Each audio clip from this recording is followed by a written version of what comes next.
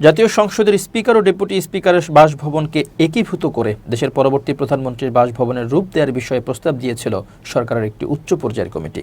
যদিও এই কমিটি শুরুতে বলেছিল রাষ্ট্রীয় অতিথি ভবন যমুনা এবং 24 ও 25 নম্বর বাংলো বাড়িকে সমন্বিত পরিকল্পনার মাধ্যমে ভবিষ্যৎ প্রধানমন্ত্রীর বাসভবনের জন্য বিবেচনা করা যেতে পারে, কিন্তু এই দুটি প্রস্তাবের মধ্যে এখনও কোনোটির বিষয়ে সরকার চূড়ান্ত সিদ্ধান্ত নেয়নি বলে জানা গেছে।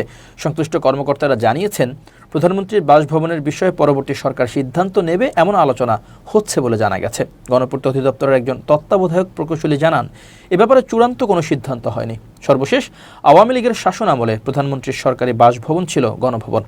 গণঅভ্যুত্থানের মুখে গত বছরের 5 আগস্ট শেখ হাসিনার সরকারের পতন হয়। সেদিন বিক্ষুব্ধ জনতা গণভবনে ঢুকে ব্যাপক ভাঙচুর করে। এর 1 মাস পর গত বছরের 5 সেপ্টেম্বর অন্তর্বর্তী সরকারের উপদেষ্টা পরিষদের বৈঠকে গণভবনকে জুলাই গণঅভ্যুত্থান স্মৃতি জাদুঘর করার সিদ্ধান্ত হয়। পিলখানা হত্যাকাণ্ড, গুম, খুন, আয়নাঘর, ভোট ডাকাতি সহ শেখ হাসিনার 16 বছরের দুঃশাসনের সব গল্পই ঐতিহাসিক তথ্য আকারে জুলাই স্মৃতি জাদুঘরে উপস্থাপন করা হবে বলে সরকারের পক্ষ থেকে জানানো হয়। প্রসঙ্গত, বর্তমান অন্তর্বর্তী সরকারের প্রধান উপদেষ্টার বাসভবন হিসেবে ব্যবহৃত হচ্ছে রাষ্ট্রীয় অতিথি ভবন যমুনা। সরকারের সংশ্লিষ্ট একাধিক সূত্র জানায়, গত 7 জুলাই নতুন প্রধানমন্ত্রীর বাসভবন নির্ধারণের বিষয়ে প্রধান উপদেষ্টার কার্যালয় থেকে গৃহায়ন ও গণপূর্ত মন্ত্রণালয়ের সচিব মোহাম্মদ নজরুল ইসলামের নেতৃত্বে উচ্চ পর্যায়ের একটি কমিটি করে দেয়া হয়।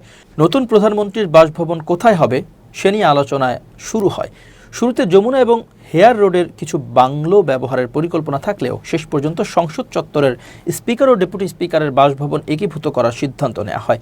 ওই কমিটির সদস্যরা গত সেপ্টেম্বর মাসে ভবন দুইটি পরিদর্শন করেন, কিন্তু নানামুখী জটিলতায় জাতীয় সংসদ ভবন এলাকায় প্রধানমন্ত্রীর বাসভবন নির্মাণের উদ্যোগ থেকে সরকার সরে এসেছে বলে জানা গেছে। সংশ্লিষ্ট কর্মকর্তারা জানান, জাতীয় সংসদ ভবন এলাকায় প্রধানমন্ত্রীর বাসভবন তৈরি করা হলে লুই আই কানের নকশার লঙ্ঘন হবে।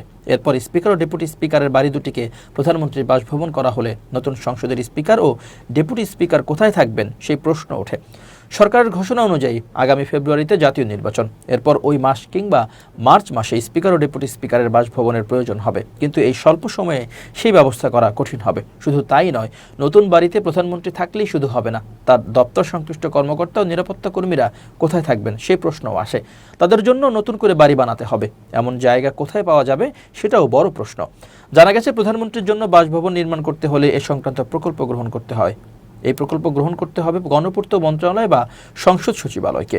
প্রকল্প বাস্তবায়নে অর্থ বরাদ্দ থাকতে হবে। বরাদ্দ নিশ্চিত করবে অর্থ মন্ত্রণালয়, কিন্তু চলতি 2025-26 অর্থ বছরের জন্য সরকারের নেওয়া মূল এডিপিতে এ ধরনের কোনো প্রকল্প গ্রহণ করা হয়নি। ফলে আপাতত সংসদ ভবন এলাকায় প্রধানমন্ত্রীর জন্য নতুন বাসভবন নির্মাণের কাজ শুরু হচ্ছে না।